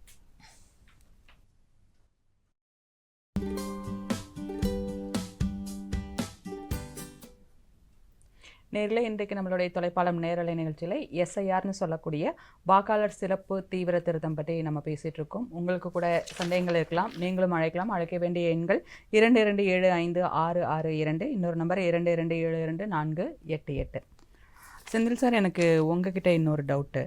இப்போது சார் சொன்னாங்க அவங்க பூர்வீகமாக இந்த ஊரில் இருக்கிறாங்க, அவங்க சன் அவங்களுக்கு அப்புறம் வராங்க, அந்த எப்படி நம்ம வந்து அதில் ஃபில் பண்ணணும் அப்படின்னு சொன்னாங்க. இப்போ ஒருத்தர் வந்து 2002க்கு அப்புறம் பாண்டிச்சேரியில் வந்து குடியேறி அவங்க வந்து இங்கே இது வரைக்கும் ஓட்டு போட்டுட்ருக்காங்க. அவங்க நம்பரும் இப்போ இருக்கிற ஓட்டர்ஸ் லிஸ்ட்டில் வந்து கண்டிப்பாக இருக்கும். அவங்க இந்த ஃபார்மை எப்படி ஃபில் பண்ணணும்? இப்போ அவங்களுக்கும் இந்த ஃபார்ம் வரும் இல்லைங்களா? கண்டிப்பாக மேடம். மேடம், இந்தியாவில் இருக்கிற அனைத்து மாநிலங்களுடைய வாக்காளர் பட்டியல் 2002 வாக்காளர் பட்டியல் இந்திய தேர்தல் ஆணையத்தின் இணையதளத்தில் இருக்குது மேடம். சார சொன்ன மாதிரி voter.eci.gov.in என்ற இணையதளத்தில் போயிட்டு வலது பக்கத்தில் போனீங்கன்னா SIRனு ஒரு காலம் இருக்கும். அதை கிளிக் பண்ணீங்கன்னா எந்த மாநிலம் நீங்கள் தேர்ந்தெடுத்தா போகிறோம், அந்த மாநிலத்தில் உள்ள போனீங்கன்னா 2002 வாக்காளர் பட்டியல் உங்கள் பார்வைக்கு இருக்குது. ஓகேங்களா? 2002 வாக்காளர் பட்டியலில் எனக்கு எந்த பூத்தில் நான் ஓட்டு போட்டேன்னு எனக்கு தெரியாது, தேவையில்லை. நான் எந்த தொகுதி அதுன்ற அந்த தகவலும், நான் எந்த தெருவில் வசித்து வந்த அந்த தகவல் இருந்தால் மட்டும் போகிறோம். ஒரு உதாரணத்துக்கு நான் வந்து குருவாம்பட்டு பகுதியில், முதலியார்பட்ட பகுதியில் எந்த தேதியில் அந்த தொகுதியோ அந்த தொகுதி மட்டும் உங்களுக்கு இருந்தால் போகிறோம். முதலியார்பட்ட தொகுதியில் நான் வந்து ஹவுசிங் போர்டில் குடியிருந்தேன் அப்படின்னு தெரிஞ்சுதான் A பிளாக்கோ B பிளாக்கோ எந்த அது மாதிரி அந்த தெருவு பேர் உங்களுக்கு தெரிஞ்சால் போகிறோம். அப்போ அந்த வாக்காளர் பட்டியலில் நீங்கள் 2002 வாக்காளர் பட்டியலில் முதல் பேஜிலே அந்த பகுதியில் எந்தெந்த தெருவு பேர்லாம் வரும். ஸோ அந்த தெருவு பேரை நீங்கள் தேர்ந்தெடுத்தீங்கன்னா கண்டிப்பாக உங்களோட உறவினர் பெயரோ உங்கள் பேரை கண்டிப்பாக அதில் இருக்கும். இது எந்த மாநிலத்தில் சேர்ந்தவங்களாக இருந்தாலும் நீங்கள் அந்த சட்டமன்ற தொகுதியின் பெயரும் அதோட எண்ணும் பகுதி எண்ணும் வரிசை எண்ணும் ஈஸியாக அவங்களால எடுக்க முடியும். ஏற்கனவே சார் சொன்ன மாதிரி படித்த நபர்கள், அந்த குடும்பத்தில் படித்த நபர்கள் இதை மாதிரி நீங்கள் வெப்சைட்டில் தேடி எடுத்து கொடுத்தீங்கன்னா அந்த ஃபார்ம் என்க்ளோஸ் பண்ணிக்கலாம். அடுத்தது உங்களை சுற்றி இருக்கிறவங்க அத்தனை பேருக்கும் நீங்கள் இந்த மாதிரி ஹெல்ப் பண்ணணும். இல்லை எனக்கு யாரும் அதை மாதிரி உதவி செய்யலை அப்படின்னா அந்த உங்கள் கொடுத்துருக்கிற எனுமரேஷன் ஃபார்மில் பிஎல்ஓட பேர் அவரோட நம்பர் இருக்குது. அவர்கிட்ட நீங்கள் 100% நீங்கள் அவர்கிட்ட உதவி கேட்கலாம். அவர் கண்டிப்பாக வந்து உங்களுக்கு உதவி செய்வார். அவர் உங்களுக்கு எந்த மாநிலம், எந்த தொகுதி, எந்த தெருவுன்னு மட்டும் நீங்கள் சொன்னால் போகிறோம், அவர் உங்களுக்கு தேடி தருவார். இன்னொரு விஷயம் நான் அதை சேர்க்கணும்னு நினைக்கிறேன். மிகச்சரியாக சொன்னாங்க எல்லாத்தையும். இந்த மாதிரி உதவிக்காக மாவட்ட தேர்தல் அதிகாரி எங்ககிட்ட பேசும்போது ஒரு கூட்டத்தில் என்ன சொல்லியிருக்காங்கன்னா, ஒரு ஹெல்ப் டெஸ்க்கு வந்து அமைக்க போகிறோம். அதில் வந்து மக்கள் வந்து கேட்கலாம். இப்போ செந்தில் சொன்ன மாதிரி அதுலேயே நேம் ஆஃப் த பிஎல்ஓ, அவங்களுடைய கான்டாக்ட் நம்பர் இருக்குது, அவங்கக்கிட்ட போகலாம். எங்களை நீங்கள் அணுகலாம். பிஎல்ஓ கிட்ட தான் போகணுன்ற அவசியம் இல்லை. நீங்கள் இஆர்ஓவை அணுகலாம், ஏஇஆர்ஓ அணுகலாம், எங்களுடைய ஆஃபீஸ் அணுகலாம். நாங்கள் ஹெல்ப் பண்ணுவோம். நீங்கள் எங்கே இருப்பீங்கன்னு எப்படி கண்டுபிடிக்க அதுவும் இருக்குது. நீங்கள் வெப்சைட்டில் போனீங்கன்னா நோ யுவர் பிஎல்ஓ அப்படின்னு இருக்குது. ஏஇஆர்ஓ யார், இஆர்ஓ யார், அவங்களுடைய கான்டாக்ட் நம்பர் எல்லாம் சிஇஓ புதுச்சேரி வெப்சைட்டில் இருக்குது. அதுலேருந்து நீங்கள் எடுத்துக்க முடியும். முக்கியமான ஒரு விஷயம் என்னென்னா, நான் என்னுடைய உறவினர்கள் கடலூரில் இருக்காங்க. ஒருத்தர் கேட்டார், ஏன்பா எங்ககிட்டையும் பண்ணுவாங்க போல இருக்குது, அதை எப்படி கண்டுபிடிக்கிறதுன்ட்டு. நான் நேற்று தான் ஓப்பன் பண்ணி பார்த்தேன். நான் இப்போ செந்தில் சொன்ன மாதிரியே voters.eci.gov.in உள்ளே போயிட்டு தமிழ்நாடுன்னு செலக்ட் பண்ணிட்டு என்னுடைய மாமான்னு வச்சுக்கோங்களேன், மாமாவும் மாமா பிள்ளையும் அவங்களுடைய பேரை செக் பண்ணேன். ஏன்னா அவங்க தெரு எனக்கு தெரியும். அவங்களுடைய பேரை போட்டால் அழகாக இருக்குது ட்ரான்ஸ்லேட் பண்ண. அதாவது அவங்க பேரை நீங்கள் இங்கிலீஷில் அடிச்சுட்டு நீங்கள் ஸ்பேஸ் தட்டினீங்கன்னா அது தமிழில் மாறிடுது. மாறி தட்டினோன்னா கரெக்டாக என்னுடைய உறவினர் பெயர், அவங்களுடைய அப்பா பெயர், அவருடைய எபிக் நம்பர், அவங்களுடைய பாகம் நம்பர், சீரியல் நம்பர் எல்லாம் வருது. இதை தான் நீங்கள் ஸ்பெசிஃபிக்காக கேட்டீங்க. வேறு இப்படி வெளியிலிருந்து வந்தவங்க, நான் சொல்கிறது தமிழ்நாடு உதாரணம். ஏன்னா பாண்டிச்சேரியில் சுற்றி இருக்கிறது தமிழ்நாடு தான். நிறைய பேர் இங்கேருந்து தான் வந்திருப்பாங்க. காரைக்காலம் அப்படி தான். இதே மாதிரி நம்ம செந்தில் சொன்ன மாதிரி நீங்கள் அங்கே போனீங்கன்னா எல்லா ஸ்டேட்லேயும் பார்க்கலாம். எல்லா ஸ்டேட்லேயும் உங்களால் எடுக்க முடியும். அவர் சொன்னது மிகச்சரியாக சொன்னார். உங்களுக்கு பூத் நம்பர் ஞாபகம் இருக்கிறதுக்கு வாய்ப்பே இல்லை. என்ன கேட்டிங்கன்னா எனக்கே தெரியாது. ஆனால் லொக்கேஷன் தெரியும். நீங்களும் உங்கள் பேர் சொல்லும்போது சொல்லலை. லொக்கேஷன் சொல்லிட்டீங்கன்னா போதும். லொக்கேஷன் சொன்னால் அந்த லொக்கேஷன்லேருந்து எடுத்துடலாம். ஒன்றே ஒன்று நீங்கள் ஞாபகம் வச்சுக்க வேண்டியதுன்னா, இப்போ பள்ளின்னு வச்சுக்கிங்களேன், ஒரு பள்ளி தரம் உயர்ந்திருக்கும். 2002 அது வந்து ஜிபிஎஸ்ஸாக இருந்திருக்கும். இப்போ வந்து ஹைஸ்கூலாக இருக்கும். இல்லை அந்த பள்ளிக்கு ஏதாவது பெயர் வைத்திருப்பார்கள். இப்போ நீங்கள் இப்போ இருக்கிற பெயரை போய் தேடக்கூடாது. இப்போ உதாரணத்துக்கு நான் இருக்கும் பகுதி ரெட்டியார்பாளையம். அங்கே மக்கள் தலைவர் சுப்பையா மேல்நிலைப்பள்ளி, உயர்நிலைப்பள்ளி இருக்கு. அந்த உயர்நிலைப்பள்ளி 2002 அந்த பேர்ல இல்லை, அரசு உயர்நிலைப்பள்ளின்னு இருக்கு. நீங்க மக்கள் தலைவர் சுப்பையான்னு நினைச்சுன்னு அந்த லிஸ்ட்டை பார்த்தீங்கன்னா தெரியாது. இது என்னன்னா, இது ஜஸ்ட் ஒரு சின்ன தகவல் தான், உங்களுக்கு தெரிஞ்சிடும். அதாவது நீங்க ஒரு தடவை பார்த்தீங்க, என்னுடைய உறவினர் ஒருவரே என் பேர் இல்லைப்பா அப்படின்னு சொன்னார். அப்புறம் நீங்கள் எதில்ப்பா, நீங்கள் மக்கள் தலைவர் சுப்பையாவே இல்லைன்னு சொன்னார். மக்கள் தலைவர் சுப்பையா எப்படி இருக்கும், பின்னாடி வந்த பெயர் 2002 அப்புறம் கண்டுபிடிச்சிட்டார்.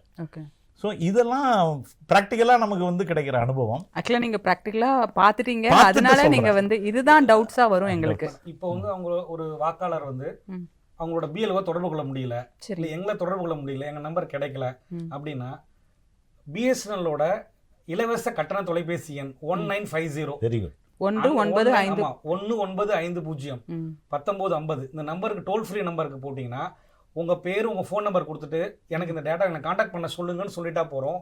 உங்கள் பிஎல்ஓ உங்களை தொடர்பு கொள்வார். Super sir, super. ஓகேங்களா? உங்கள் பிஎல்ஓ நீங்கள் தொடர்பு கொள்ள முடியாட்டா கூட அடுத்த 1 மணி நேரத்துக்குள்ள உங்கள் பிஎல்ஓ உங்களை தொடர்பு கொள்வார். நீங்கள் கொடுக்குற ஃபோன் நம்பருக்கு அவர் ஃபோன் பண்ணுவார். ஸோ அவர் எல்லா உதவியும் உங்களுக்கு செய்வார். ஓகே, நீங்கள் சொல்லும்போது கொஞ்சம் எளிமையாக இருக்கிற மாதிரி தான் இருக்குது நம்ம டேட்டாஸ் எடுக்கிறது அப்படின்றது.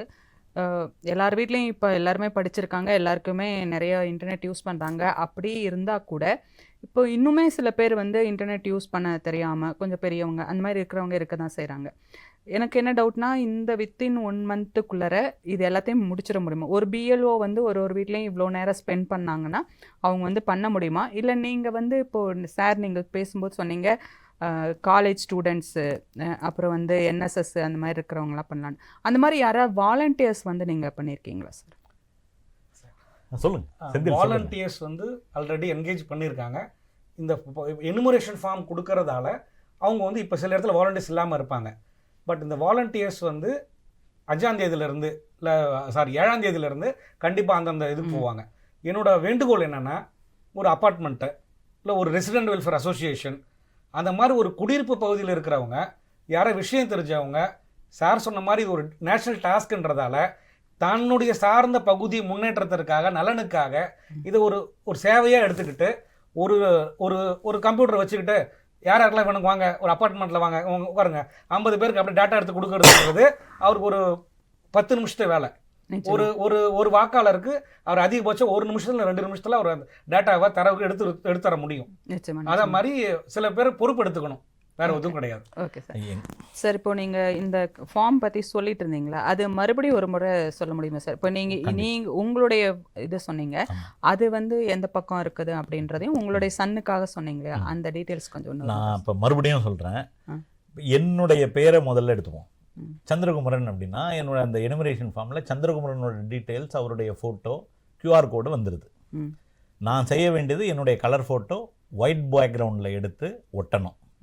அதுக்கு கீழே 2வது இருக்கிற இடத்துல என்னுடைய பிறந்த தேதி, என்னுடைய ஆதார் எண், கைபேசி எண், தந்தை பெயர், அவங்களுடைய எபிக் நம்பர், தாயார் பெயர், அவங்களுடைய எபிக் நம்பர், துணைவனோட மனைவி பெயர், அந்த டீட்டெயில்ஸை நான் ஃபில்அப் பண்ணணும். அதில் எல்லாமே இருந்தால்னு இருக்கிறதெல்லாம் உங்களுக்கு ஆப்ஷன். இருந்தால் அப்படின்னா இருந்தால் கொடுங்க, விருப்பம் இருந்தால் கொடுங்க, இல்லைன்னா விட்டுருங்க. அடுத்து, முந்தைய தீவிர திருத்தத்தின் வாக்காளர் பட்டியலில் உள்ள வாக்காளர் விவரம், என்னோட விவரத்தை நான் இங்கே கொடுக்கணும். அதாவது கீழே இடதுகை பக்கத்தில் 2002 என்னுடைய விவரம் என்ன இருக்கோ அந்த ரோலில் அந்த விவரத்தை இதில் கொடுக்கணும். கொடுத்துட்டு கீழே கொடுக்கப்பட்டிருக்கிற விஷயங்களை படித்து பார்த்துட்டு கையெழுத்து போடணும். கையெழுத்து போட்டுட்டு இந்த ஃபார்மை BLO கிட்ட கொடுத்துடணும். வேற எந்த டாக்குமெண்ட்டும் நீங்க கொடுக்க தேவையில்லை, இதை மட்டும் கொடுத்துட்டீங்கன்னா போதும். இது என்னை பொறுத்த வரையில். இப்போ அடுத்தது அந்த பக்கம் இருக்கிறத நீங்க நான் ஃபில்அப் பண்ண மாட்டேன். அடுத்ததுல நான் ஃபில்அப் பண்ண தேவையில்லை. இப்போ என்னோட பையனை எடுத்துக்கிட்டோம்னா அவனோட ஃபோட்டோ எல்லாம் ஒட்டுறோம், அவனுடைய டேட் ஆஃப் பர்த், கைபேசி எண், அந்த டீட்டெயில்ஸை கொடுக்குறான். கீழே அவன் 96 பிறந்தான் அப்படின்றதுனால 2002 அவனுடைய பேர் இருக்கிறதுக்கு வாய்ப்பே இல்லை. அப்ப நாம என்ன பார்க்கணும்? நான் ஏற்கனவே என்ன சொன்னேன்? புரோஜனி, அப்பா, அம்மா, அப்பா வழி தாத்தா பாட்டி, அம்மா வழி தாத்தா பாட்டி, இந்த 6 பேர்ல யாராவது ஒருத்தவங்க 2002 ரோல்ல இருந்தாங்கன்னா அவங்கள வலதுகை பக்கத்துல இருக்கிறதுல ஃபில்அப் பண்ணோம்.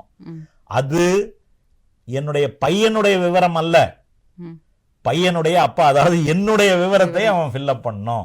இதுதான். அதுதான் அங்கே படித்து பார்த்தீங்கன்னாலே உங்களுக்கு கிளியராக இருக்கும். முந்தைய தீவிர திருத்தத்தின் வாக்காளர் பட்டியலில் உள்ள வாக்காளரின் உறவினர் பெயர் அப்படின்னு கொடுத்துருக்காங்க. இது என்னுடைய பையனோட டேட்டா கிடையாது. பையனுடைய அப்பா, பையனுடைய அம்மா, இல்லை பையனுடைய தாத்தா பாட்டி, இல்லை 2 வகையிலையும், அம்மா வழியிலையும் அப்பா வழியிலையும், இவங்களதுல யாராவது ஒருத்தவங்களை ஃபில்அப் பண்ணாலே போதும். அவ்வளவுதான். படிச்சு பார்த்துட்டு கையெழுத்து போட்டு திருப்பி கொடுங்க. எந்த ஆவணமும் நீங்கள் இணைக்க தேவையில்லை. சரிங்களா? அடுத்து இதில் ஒரே ஒரு பாயிண்ட் ஆட் பண்ணுறேன் மேடம். இப்போது 2025 வாக்காளர் பட்டியலில் உங்கள் பேர் இருக்குது.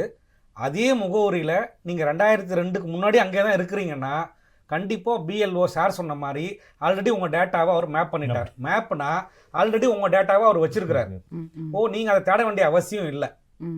இப்போ அதே முகவரியில் தான் நீங்கள் 25 வருடமாக வசித்து வருகிறீர்கள் அப்படின்னா நீங்கள் BLO கிட்ட என்னோட பழைய வாக்காளர் பட்டியல் உள்ள பகுதி என்ன, என்னோட பார்ட் என்ன, என்னோட வரிசை என்ன சொல்லுங்க அப்படின்னா கண்டிப்பாக உங்கள் BLO ஹெல்ப் பண்ணுவார். ஆல்ரெடி அவர் மேப் பண்ணி வச்சிருக்கிறார். சார் சொன்ன மாதிரி 40% 45% ஆல்ரெடி 2 பேரும் மேப் பண்ணி வச்சுட்டாங்க.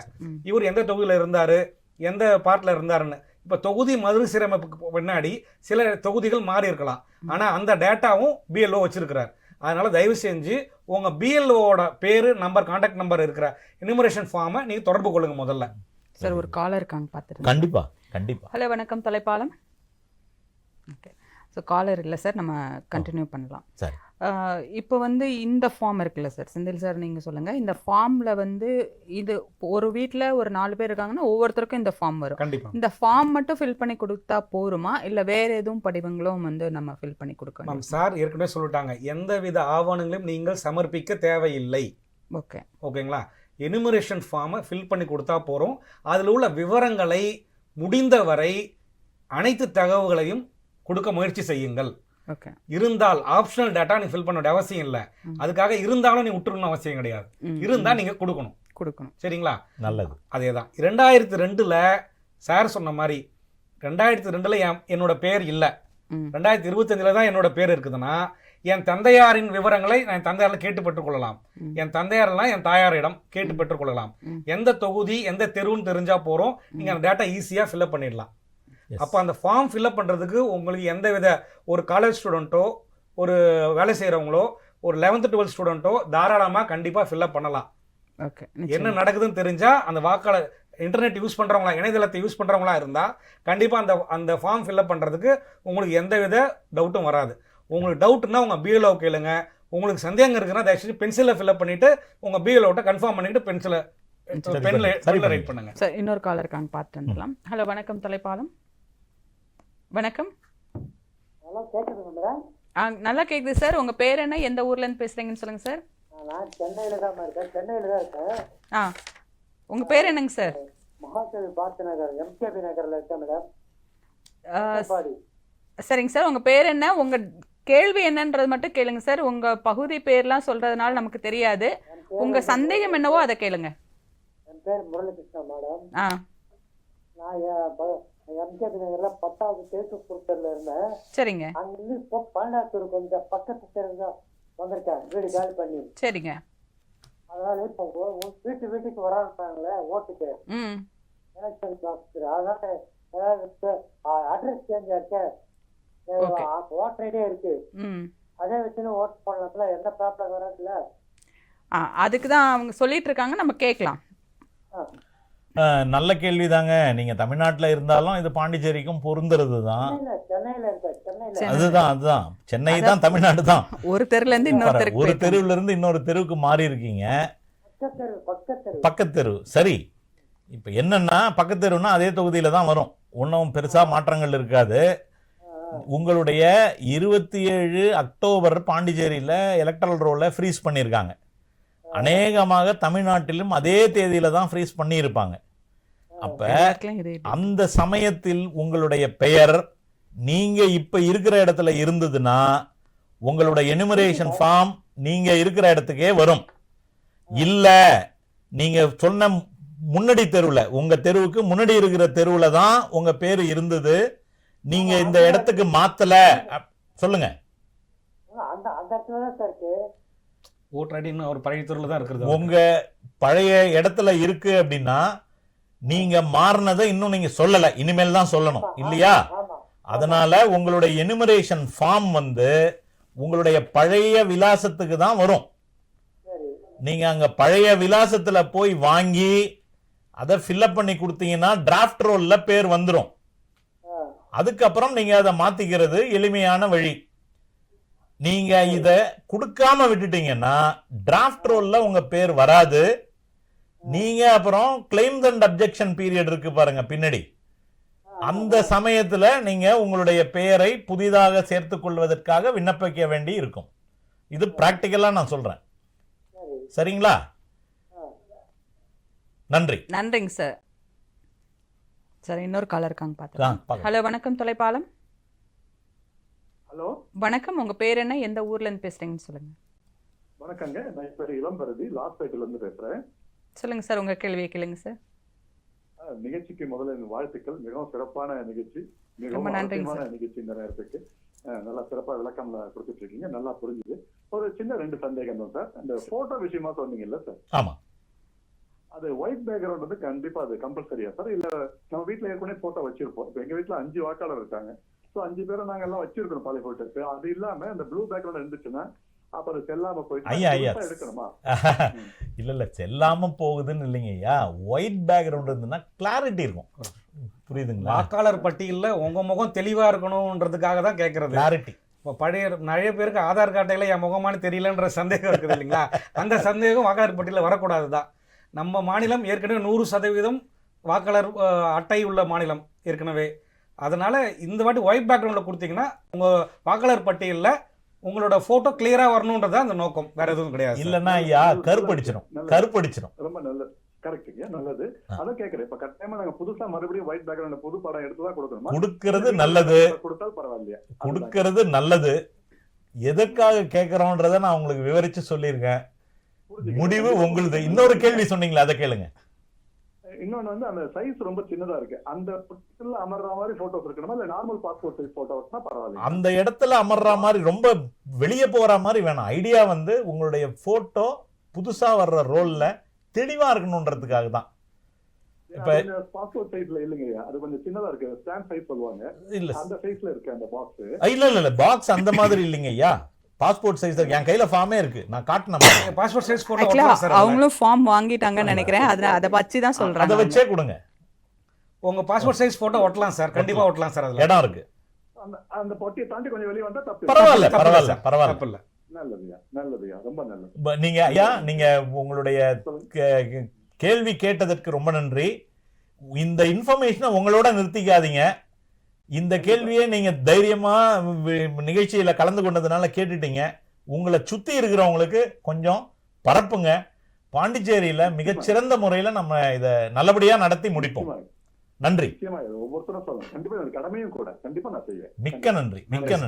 நன்றிங்க சார். இணைப்புல வந்து ஒரு நல்ல கேள்வி கேட்டீங்க, ரொம்ப நன்றி சார். சொல்லுங்க. களத்துல வந்து வாக்குச்சாவடி நிலைய அலுவலர்கள், பூத்தில் உள்ள ஆஃபீஸர்ஸ் எவ்வளோனா ஒரு 12 மணி நேரம் 13 மணி நேரம் ஒர்க் பண்ணுறாங்க. அவங்களோட ஹார்ட் ஒர்க்கு, அவங்க குடும்பத்தை விட்டுட்டு வேலையை விட்டுட்டு பூத்தில் உள்ள ஆஃபீஸர்ஸ் அவ்வளோ கஷ்டப்பட்டு நிற்கிறாங்க.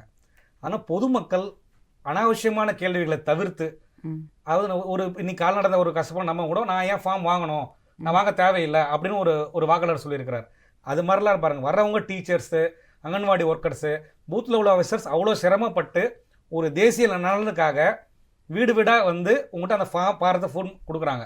அவங்களோட ஹார்ட் ஒர்க்கை, அவங்களோட உழைப்பை மதித்து அந்த ஃபார்மை வாங்கி அவங்களுக்கு நீங்கள் ஒத்துழைப்பை கொடுக்கணும்னு சார்பாக கேட்டுக்கிறோம்.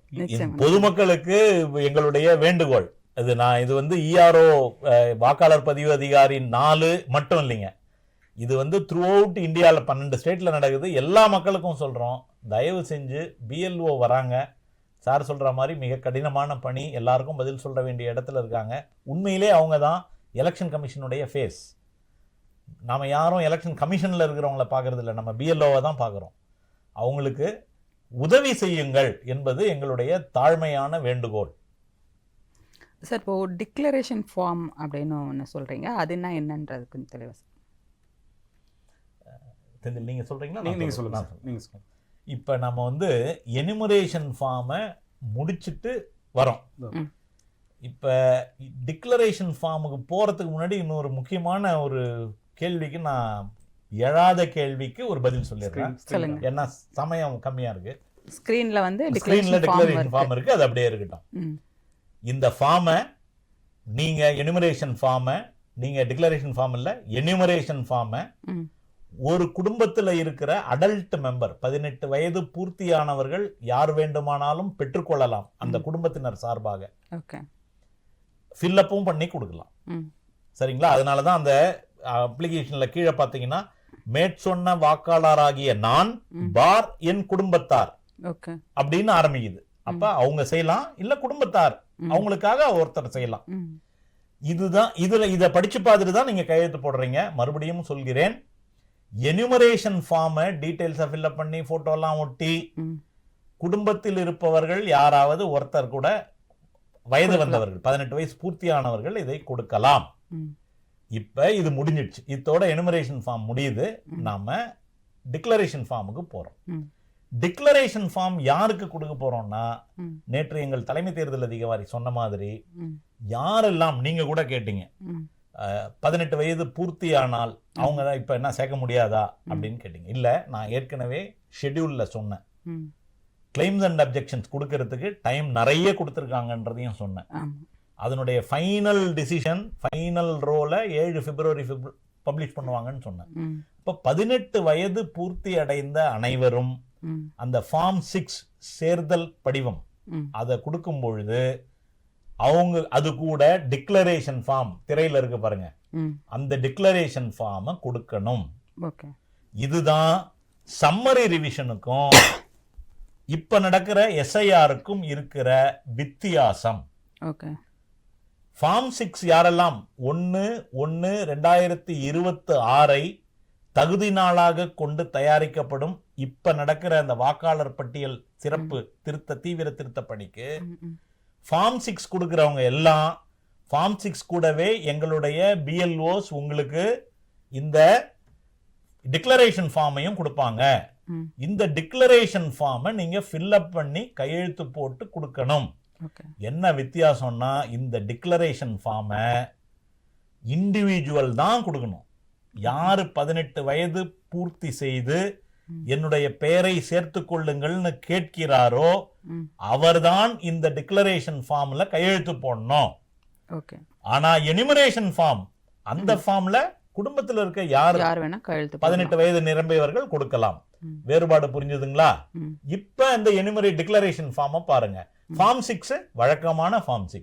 ம் அதுல அந்த ஃபார்ம்ல நீங்க ஆன்லைன்லயும் கொடுக்கலாம், ஆஃப்லைன்லயும் கொடுக்கலாம். ம் ஃபார்ம் ஆல்ரெடி இருக்கு. எங்க பிஎல்ஓஸும் கையில 30 எடுத்துட்டு வருவாங்கன்னு தலைமை தேர்தல் அதிகாரி சொல்லியிருக்காங்க. ம் அவங்க அது மாதிரி அதை நீங்க பார்த்து ஃபில்அப் பண்ணிடலாம். எளிமையானது, அதுல ஒன்றும் பெரிய விஷயம் இல்லை. ம் இந்த டிக்ளரேஷனை பொறுத்த வரைக்கும் இதை படிச்சு பார்த்து கரெக்டா செய்யணுங்க. ஓகே. அதுதான் இதுல முக்கியமானது. ம் இதுல என்ன இருக்கு அப்படின்னு கேட்டீங்கன்னா, ம். 1/7/87க்கு முன்னாடி பிறந்தவங்க ம் 2002 ரோல்ல பேர் இருந்ததுன்னா ம் ஒரு கேட்டகரி ஆஃப் பீப்புள் அது இருக்கு. அதுல யாரு ம் அப்புறம் 1/7/87க்கு அப்புறம் ம் 2/12/2004 வரைக்கும் இருந்தவங்களுக்கு ம் அவங்களுடைய பேரண்ட்ஸ்ல யாராவது ஒருத்தவங்க இந்தியனா இருக்கணும். ம் அப்ப ஃபார்ம் 6 கொடுக்கும்போது செல்ஃபுக்கான ரெக்கார்டை வைக்கணும். ம் செல்ஃபுக்கான ரெக்கார்ட்னா பிறந்த தேதி, குடியுரிமை தொடர்பான ஆவணங்கள் 13 ஆவணங்கள் இருக்கு. ம். அதுல ஏதாவது ஒண்ணு ம். பிளஸ் 2 அப்பா அம்மாவில் யாராவது ஒருத்தவங்களோட இதை வைக்கணும். ஓகே. இந்த டிவிஷன் அப்படிதான். ம் மூன்றாவது கேட்டகரி அந்த 3/12/2004 இருந்து ஆரம்பிச்சு இன்னை வரைக்கும் ம் ம் அவங்க என்னன்னா அவங்களுடைய அப்பா அம்மா 2 பேரும் இந்திய குடிமகனா இருக்கணும். ஓஹோ. அதற்கான செல்ஃபுக்கான எவிடன்ஸ் கொடுக்கணும். ம் அப்பா அம்மா 2 பேரும் இந்திய குடிமகன் அப்படின்றதுக்கான எவிடன்ஸ் கொடுக்கணும். ம் அந்த 13 டாக்குமெண்ட்ஸ் இருக்கு, அதை காட்டுறோம் இப்ப. சரி. அதுக்கு போங்க, 13 டாக்குமெண்ட்ஸுக்கு போங்க, ஏன்னா டைம் கம்மியா இருக்கு. அந்த 11 கொடுக்கணும். அப்பா அம்மால யாராவது ஒருத்தவங்க வெளிநாட்டவராக இருந்தால் ம் அந்த 3வது கேட்டகரியில 3/12/2004க்கு அப்புறம் ம் ம் அவங்க லீகலா இந்தியாவுக்குள்ள வந்திருக்கணும். அவங்க அப்பாவும் அம்மா யார் வெளிநாட்டவரோ அவங்க. வெளிநாட்டவரோ அவங்க லீகலா இந்தியாவுக்குள்ள வந்திருக்கணும். சரி. அதற்கு கடவுச்சீட்டுனா பாஸ்போர்ட். அது ஸ்கிரீன்ல காட்டுறாங்க. கொடுத்திருக்காங்க ஓகே. பாருங்க. ஆவணங்கள் எந்தெந்த ஆவணங்கள் இதுல முக்கியமா செல்ஃபுக்கு மட்டும் இல்லைங்க. ம் இதுதான் ஸ்பெஷல் சம்மரி ரிவிஷன் வழக்கமா நடக்கிறதுக்கும் இப்ப நடக்கிற இன்டென்சிவ் ரிவிஷனுக்கும் இருக்கிற வித்தியாசம். ஓகே. செல்ஃபுக்கும் கொடுக்கணும். ம் பேரண்ட்ஸ் அந்த 1/7/87க்கு முன்னாடி பிறந்திருந்து அவங்க ரோல்ல பேர் இருந்ததுன்னா அந்த வெறும் எலக்ட்ரல் ரோல் எக்ஸ்ட்ராக்ட் மட்டும் போதும். 2002 ரோல் எக்ஸ்ட்ராக்ட் மட்டும், வேற எந்த டாக்குமெண்ட்டும் கேட்க மாட்டோம். ம் ம் 2002 ரோல்ல இல்லைன்னா ம் கேட்டகரி எப்படி வரும்? 1/7/87 பேர் இல்லை அப்படின்னா செல்ஃபுக்கான டாக்குமெண்ட்ஸ் என்ன இருக்கு பாருங்க. பிபிஓ, மத்திய அரசு, மாநில அரசு, பொதுத்துறை நிறுவனத்திற்கு நிரந்தர ஊழியர் அவங்களுக்கு அடையாள அட்டை கொடுத்தது, ஓய்வூதிய ஆணை பிபிஓஓ, ஐடென்டி கார்டோ மத்திய அரசு மாநில அரசு வழங்கினது. 1/7/87க்கு முன்னால் இந்தியாவில் அரசு உள்ளாட்சி அமைப்புகள் அவங்க மூலியமா வழங்கப்பட்ட அடையாள அட்டை, சான்றிதழ், ஆவணம் ஏதாவது இருந்தால் அதை கொடுக்கலாம். தகுதி வாய்ந்த அதிகாரியால் வழங்கப்பட்ட பிறப்பு சான்றிதழ், பாண்டிச்சேரியை பொறுத்த வரைக்கும் பிறப்பு இறப்பு அந்த காலத்திலிருந்தே பிரெஞ்சுக்காரன் காலத்திலிருந்தே இருக்கு. அதனால பிறப்பு சான்றிதழ் கொடுக்கலாம். கடவுச்சீட்டுனா பாஸ்போர்ட்டுங்க, பாஸ்போர்ட் கொடுக்கலாம். Educational qualification 10th +2 degree mark sheets அதெல்லாம் காட்டலாம். டிசி கொடுக்கலாம். தகுதி வாய்ந்த மாநில அதிகாரியால் வழங்கப்பட்ட ரெசிடென்ட் சர்டிபிகேட் அது கொடுக்கலாம். வன உரிமை சான்றிதழ் பாண்டிச்சேரியில் பெரும்பாலும் இருக்காது. தகுதி வாய்ந்த அதிகாரியால் வழங்கப்பட்ட caste certificate OBC, SC, ST அதை கொடுக்கலாம். தேசிய குடிமக்கள் பதிவேடு அது இருந்ததுன்னா அது கொடுக்கலாம். அது காரைக்கால் பகுதியில் இருக்குன்னு நினைக்கிறேன், பாண்டிச்சேரியில் இருக்காது. மாநில உள்ளாட்சி அதிகாரிகளால் வழங்கப்பட்ட குடும்ப பதிவேடு, இது பாண்டிச்சேரிக்காரங்களுக்கு தெரியும், லிவ்ரே த ஃபமின்னு பிரெஞ்சில் சொல்லுவாங்க. மாநகராட்சி நம்மளுடைய முனிசிபாலிட்டி மூலியமாகவும் கொடுக்கப்பட்டது அந்த புத்தகம் எனக்கு இருக்கு, லிவ்ரே த ஃபமி அப்படின்ட்டு கொடுப்பாங்க. அதுவும் ஒரு சான்றிதழ். மாநில உள்ளாட்சி அதிகாரி அரசாங்கத்தால் வழங்கப்பட்ட நிலம் வீடு ஒதுக்கீடு சான்றிதழ், பட்டா வாங்கியிருப்பீங்க ஏடி வெல்ஃபேர் மூலியமா, ரெவென்யூ டிபார்ட்மெண்ட்ல, இல்லை ஹவுஸ் ஏதாவது வாங்கியிருப்பீங்க ஹவுசிங் போர்டு மூலியமா, இல்லை ஸ்லம் கிளியரன்ஸ் போர்டு மூலியமா, அதெல்லாம் ஆவணம். அந்த ஆவணத்தையும் நீங்க கொடுக்கலாம். அரசாங்க ஆதார் அட்டையை பொறுத்த வரைக்கும் அது ஐடென்டிட்டி டாக்குமெண்ட் மட்டும்தான். ஆதார் அட்டை மக்களே, நேயர்களே, உங்களுக்கு நான் சொல்றது, ஆதார் பிறப்புக்கோ உங்களோடது குடியுரிமைக்கோ ஆவணம் அல்ல. பிறப்புக்கோ குடியுரிமைக்கோ ஆதார் ஆவணம் அல்ல, வெறும் ஐடென்டிட்டியை ப்ரூவ் பண்றதுக்கு தான் ஆதார். அதுக்கடுத்து கீழே கொடுத்துருக்காங்க பாருங்க, பீகாரினுடைய பட்டியல் கொடுத்துருக்காங்க. இதுல எதை வேணாலும் ஒண்ணு கொடுக்கலாம். இண்டிவிஜுவலுக்கு கொடுக்கணும், அப்பா அம்மாவுக்கு கொடுக்கணும், கேட்டகரியை பொறுத்து. 1787க்கு முன்னாடியா பிறப்பு சான்றிதழ் இருந்தாங்க, ரோல்ல இருக்குன்னா அந்த ரோல் மட்டும் எக்ஸ்ட்ராக்ட் கொடுத்தா போதும். அடுத்த கேட்டகரி 1787லேருந்து 2/12/2004, அதுல அவங்க யாராவது ஒரு பேரண்ட் அவங்க இந்தியனா இருக்கணும், அதுக்கான சான்றிதழ். அப்ப இண்டிவிஜுவல் ஒரு பேரண்ட், அப்பாவோ அம்மாவோ, அவங்களுடைய டாக்குமெண்ட் 2 பேருக்கும் கொடுக்கணும். அந்த 3வது கேட்டகரியில 2த்தையும் கொடுக்கணும், அப்பா அம்மா 3. சார், இப்போ நமக்கு டைம் ரொம்ப கம்மியாக இருக்குது, அதனால் எனக்கு இன்னொரு கொஸ்டின். இப்போ ஒருத்தர் போன ஒரு யங்ஸ்டர் இப்போ லாஸ்ட் எலெக்ஷனில் அவங்க ஓட் காஸ்ட் பண்ணியிருக்காங்க, அவங்க நேம் லிஸ்ட்டில் இருக்குது. இப்போ வெளிநாடு போய் செட்டில் ஆகிட்டாங்க அப்படின்னா அவங்க இந்த எனுமரேஷன் ஃபார்ம் ஃபில் பண்ணணுமா, இல்லை ஃபில் பண்ணாமலே விட்டுடலாமா? அதை பற்றி கொஞ்சம் சொல்லுங்கள் சார். இந்திய குடியுரிமை அவருக்கு வேணும்னா இது ஃபில் பண்ணி கொடுக்கணும். இந்திய குடியுரிமை வேணாம் அப்படின்னா திறந்துட்டாருன்னா அவர் ஃபில் பண்ணி கொண்ட அவசியம் இல்லை. அவர் வேலை நிமித்தமாக தான் வெளிநாட்டுக்கு போயிருக்கிறாரு. இப்போ துபாய் வளைகுடா நாடுகளில் போகிறவங்க வேலை நிமித்தமாக தான் போவாங்க. அப்போ அவங்க கண்டிப்பாக இதை பூர்த்தி பண்ணி கொடுத்து தான் ஆகணும்.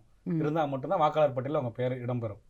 மற்ற நாடுகளில் நிரந்தரமாக குடிபெயர்றவங்க அவங்க அதாவது அவங்க வேணான்னு போகும்போது திறந்துடுறாங்க, குடியுரிமை வேணான்னு ஃபில் பண்ண வேண்டிய அவசியம் இல்லை.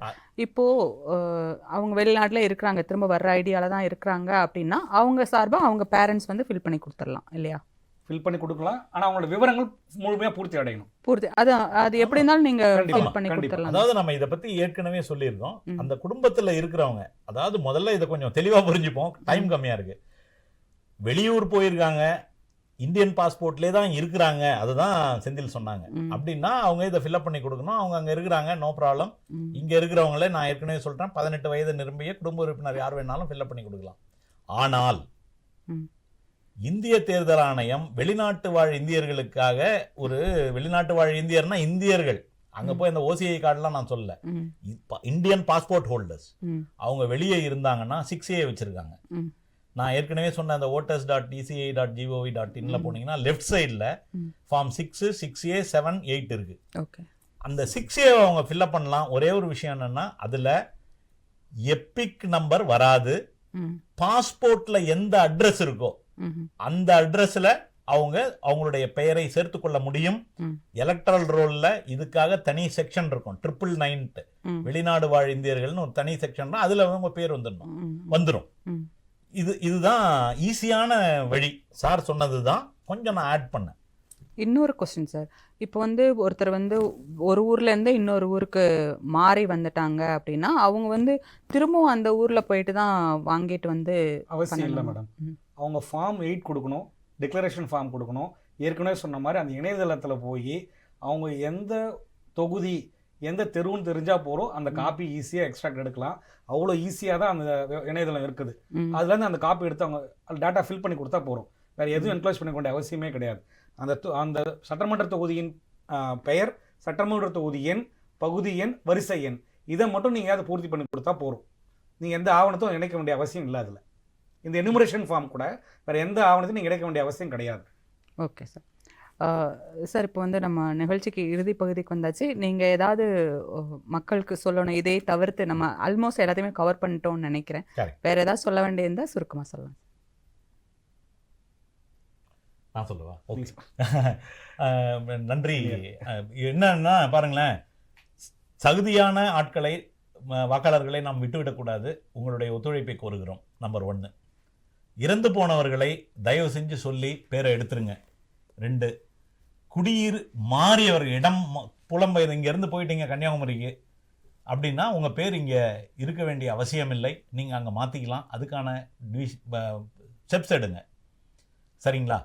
இந்த இந்த இவ்வளோ கஷ்டப்பட்டு வாக்காளர் பட்டியலை நம்ம ஏன் செய்கிறோம் அப்படின்னா, நமக்கு இருக்கிறவங்கெல்லாம் ஓட்டு போடணும். ஓட்டு போட்டால் தான், இப்போ நீங்கள் 100 பேரை வச்சுட்டு 20 பேர் இங்கே இல்லாமல் இருக்கிறாங்கன்னா 80 பேர் தான் ஓட்டு போடுவாங்க. அதுலேயும் கொஞ்சம் குறையும். அப்போ நமக்கு வாக்காளர் பெர்சன்டேஜும் குறையும். பியூரிஃபிகேஷனுக்காக தான் நம்ம இவ்வளோ கஷ்டப்படுறோம். இது பொதுமக்களாகிய நீங்கள் ஒத்துழைச்சால் மட்டுமே சாத்தியம். எல்லாத்தையும் அரசாங்கமோ அரசாங்க மிஷினரியோ செஞ்சிட முடியாது. உங்களுடைய உதவி தேவை. நாங்கள் உங்கள் உதவியை கேட்கிறோம்.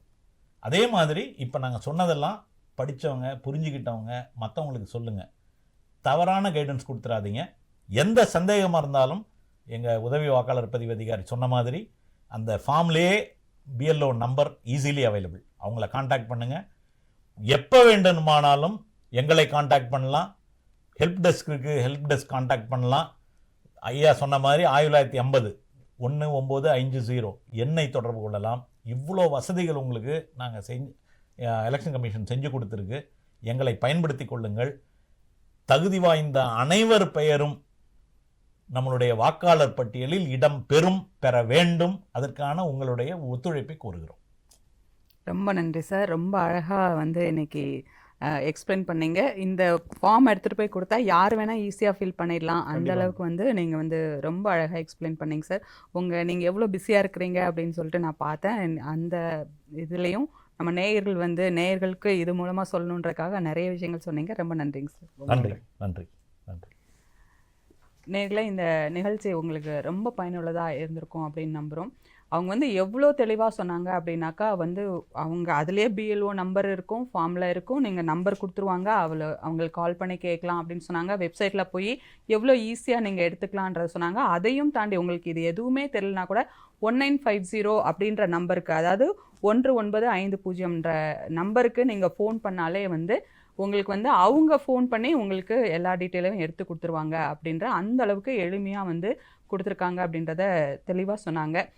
இது எல்லாத்தையும் தாண்டி உங்களுக்கு இன்னுமே தெரியல, இன்னுமே டவுட் இருக்குது அப்படின்னு நீங்கள் நினச்சிங்கன்னா டிடி புதுச்சேரி அப்படின்ற யூடியூப் சேனலில் நம்ம நிகழ்ச்சி இருக்கும். நீங்கள் திரும்பவும் எப்போ வேணால் எடுத்து அந்த இவ்வளோ நேரம் சொன்ன எல்லாத்தையுமே நீங்கள் திரும்பவும் பார்த்து தெரிஞ்சுக்கலாம். மீண்டும் அடுத்த ஒரு நல்ல நிகழ்ச்சியில் சந்திக்கும் வரை நன்றி, வணக்கம்.